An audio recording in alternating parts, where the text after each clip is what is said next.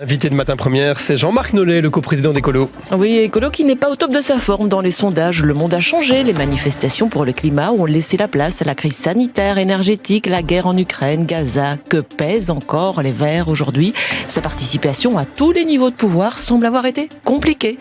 Nucléaire, mobilité, santé, Écolo a dû composer, s'adapter. Souvent taxés de dogmatiques, les Verts sont devenus pragmatiques. Est-ce que ça va payer?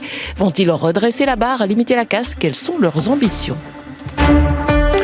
Bonjour Jean-Marc Nollet. Bonjour. Dernière ligne droite vers les élections et on commence comme tous les matins cette semaine avec cette même question. En quelques mots, dites-nous pourquoi il faudrait voter Écolo dimanche plutôt que pour un autre parti. Parce qu'en fait, le modèle qui a été mis en place par les familles politiques traditionnelles nous conduit dans une double impasse.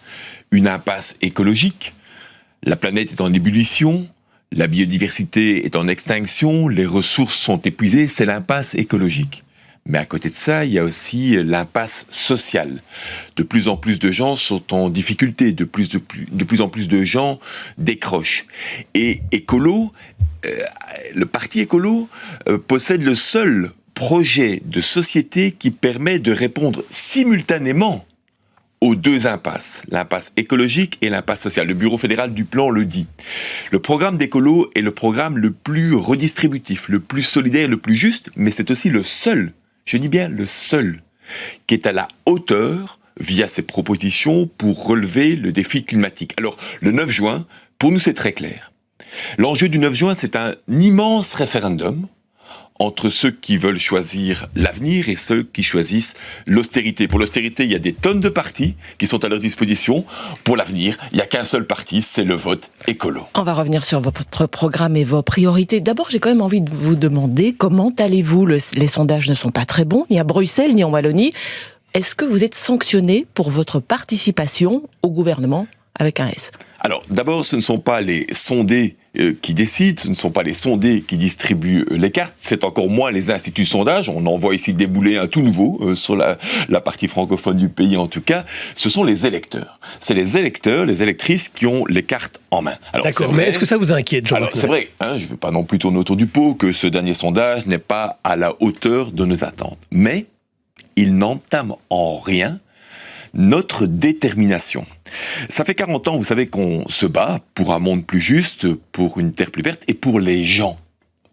On va continuer avec la même détermination et jusqu'au bout, parce que pour nous, ce qui compte, c'est de rester mobilisés, quelles que soient les circonstances. Mais nous resterons mobilisés pour cet enjeu-là. Et si ces dernières années, vous avez quand même dû avaler quelques couleuvres, comme pour le nucléaire, la prolongation de 2 réacteurs pour 10 ans supplémentaires, c'était pas votre premier choix.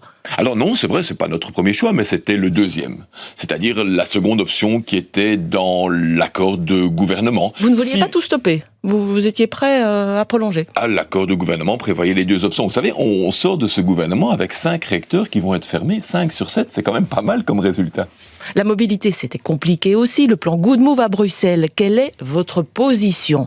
Vous assumez complètement ce réaménagement qui doit donner de l'air à la ville, alors que votre partenaire socialiste, entre autres, fait marche arrière et voudrait tout remettre à plat? C'est pour ça qu'Écolo est le seul parti qui permet de sortir des impasses sociales et écologiques. Je l'ai dit tout à l'heure, et ici vous avez fait la démonstration avec le fait que certains font vite des marches arrière dès que l'actualité n'est plus exactement de la même manière. Mais par contre, sur la mobilité, c'est un enjeu de santé.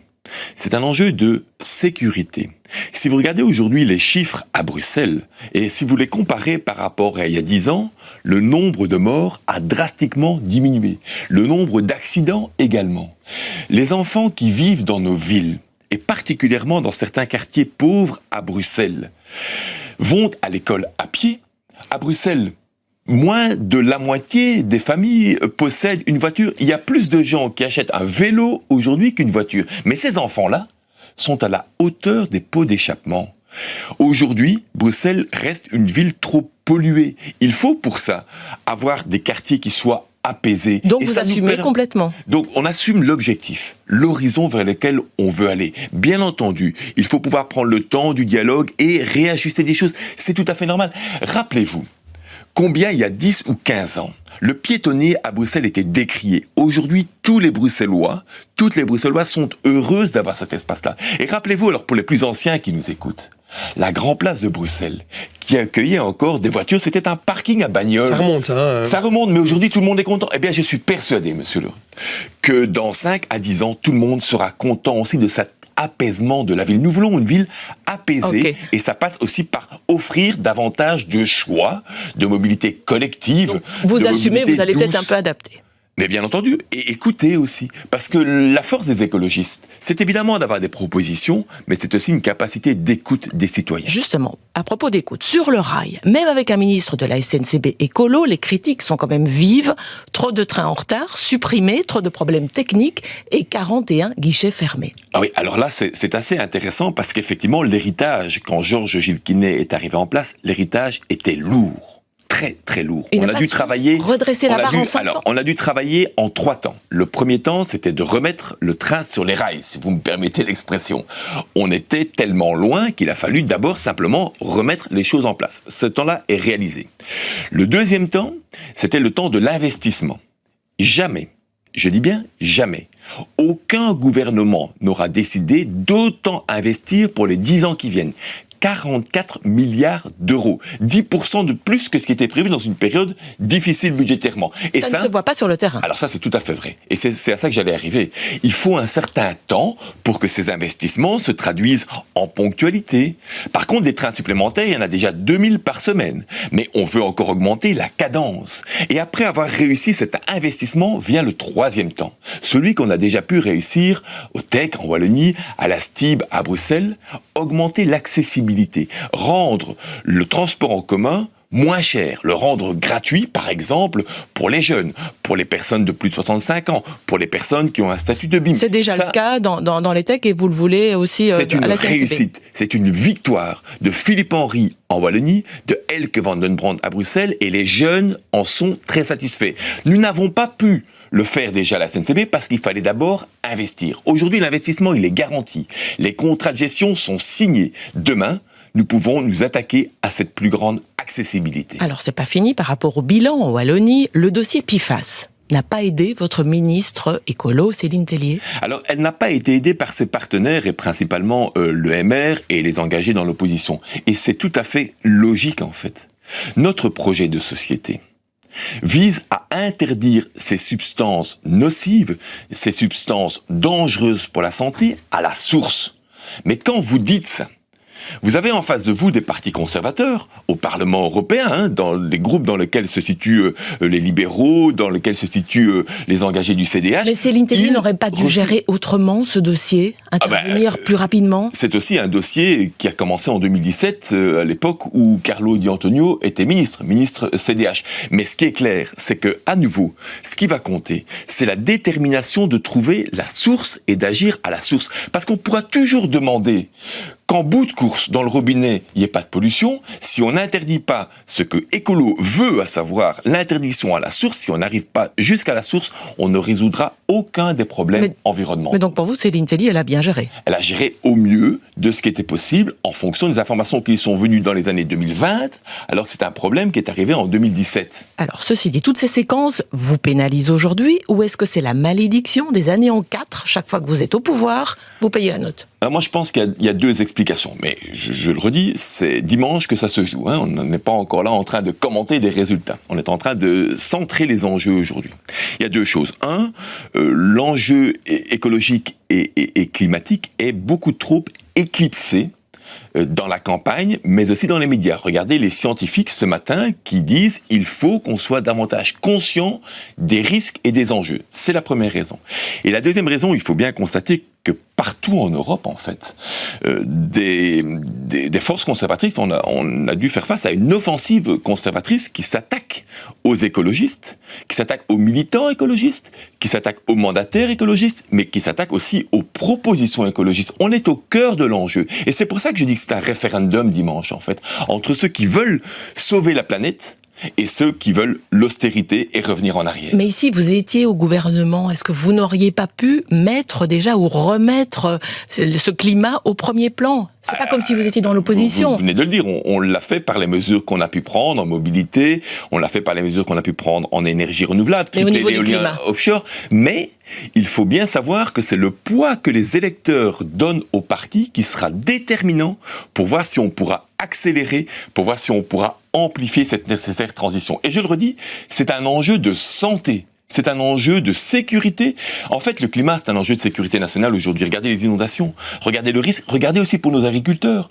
Il n'arrête pas de pleuvoir depuis le mois d'octobre. Il n'y a pas eu des semaines sans qu'il y ait de la pluie en Belgique. Et ça, aujourd'hui, ça rend très difficile. 20% de perte de rendement, 20% de perte de revenus aussi pour eux. La nature est le meilleur allié pour s'en sortir. Le temps file. Au niveau des futures coalitions, le PTB en appelle à une grande alliance des gauches avec les socialistes, les écolos. Vous pourriez en être. Vous savez, le PTB en appelle beaucoup avant les élections, et puis quand on doit discuter avec eux, ils ne sont pas au rendez-vous. Donc ne perdons pas notre temps. Ils ne veulent pas y aller pour vous. On n'aura pas le temps après les élections de perdre notre temps pour tourner autour du pot comme ils l'ont fait déjà en 2019. Pour moi, il y a un enjeu beaucoup plus important. C'est ce qui se joue en Flandre. C'est ce qui se joue en Flandre. Et est-ce que il y aura dans le chef, notamment des engagés. J'ai eu hier un débat sur la RTBF dans le Cube avec Maxime Prévost, et je suis inquiet de l'évolution des engagés par rapport à leur position sur la NVA. On le sent tenter d'aller au gouvernement fédéral avec la NVA. Il y a 5 ans, en 2019, et Bertrand Haine le rappelait hier sur vos antennes, le CDH considérait la NVA comme un parti raciste. Et aujourd'hui, ils font presque des mamours à l'instar de ce que fait Georges-Louis Boucher. Et là, vous êtes inquiet avec les engagés parce que vous pourriez faire alliance avec eux, notamment en Wallonie, avec un Olivier, c'est ça, PS Écolo engagé ? Alors, nous voulons la coalition la plus progressiste possible. Et c'est clair que sur cet objectif-là, on a été particulièrement freiné par le MR sur cette législature. Mais moi, j'aimerais bien que les masques tombent, que les engagés disent de quel côté ils se situent. Quand ils sont à ce point attirés par la NVA au fédéral, je me pose beaucoup de questions. Mais ça veut dire que vous, Écolo, vous ne voulez pas gouverner avec la NVA ? Nous sommes le meilleur rempart contre la NVA. Tout nous oppose. Leur vision de la Belgique, ils veulent mettre fin à la Belgique. Leur vision du climat. Et donc ce ne sera pas avec la NVA. Vous le voyez bien, aujourd'hui, la situation est claire au fédéral. Soit c'est la NVA, soit ce sont les écologistes. Et voter écolo, voter Groen, c'est voter contre la NVA. Il nous reste une grosse minute. Les questions courtes pour les réponses courtes. Votre plus grande fierté ? Ma plus grande fierté, c'est d'avoir pu continuer à travailler à une transition plus juste et plus verte. Mais il y a encore du travail, j'en suis bien conscient. Qu'est-ce qui est non négociable ? Les droits humains, le respect de l'état de droit, la démocratie. On peut être fier de vivre dans une démocratie, mais il faut la défendre, il faut la protéger. Votre plus grand souhait ? De pouvoir offrir à chacune et à chacun une vie digne, une vie de qualité, que chacun puisse se sentir soutenu, se sentir protégé, puisse respirer un air qui soit pur et manger une alimentation de qualité. Votre principale crainte ? C'est que les partis traditionnels, ça a déjà commencé avec les socialistes flamands, maintenant c'est avec le MR, se laissent contaminer par les idées, par les projets, les propositions de la droite extrême. La première chose que vous allez faire le 10 juin ? Comme chaque matin, boire du thé vert. Et ensuite, le 10 juin, je vais quand même bien regarder le résultat partout en Europe. Parce qu'en fait, on parle trop peu d'Europe dans cette campagne aussi, on parle trop peu de climat, mais surtout, c'est déterminant ce qui va se jouer là. Et on voit que les mêmes courants conservateurs qui attaquent les écologistes sont à l'œuvre aussi. Et votre dernier mot ? Avenir. Avenir, c'est le mot que vous retrouvez sur nos affiches, c'est notre slogan. Et je le redis, c'est un immense référendum le 9 juin. Les gens peuvent choisir l'avenir ou choisir l'austérité. Pour l'avenir, il n'y a qu'un seul parti, c'est écolo. On ne fait pas, on ne fera jamais d'écologie sans les écologistes. Voilà, c'était le dernier mot de Jean-Marc Nollet, co-président d'Écolo avant les élections. Dernier mot dans Matin Première, évidemment. Merci beaucoup Jean-Marc Nollet. Merci à vous, bonne journée. Merci à vous Daniel Welter.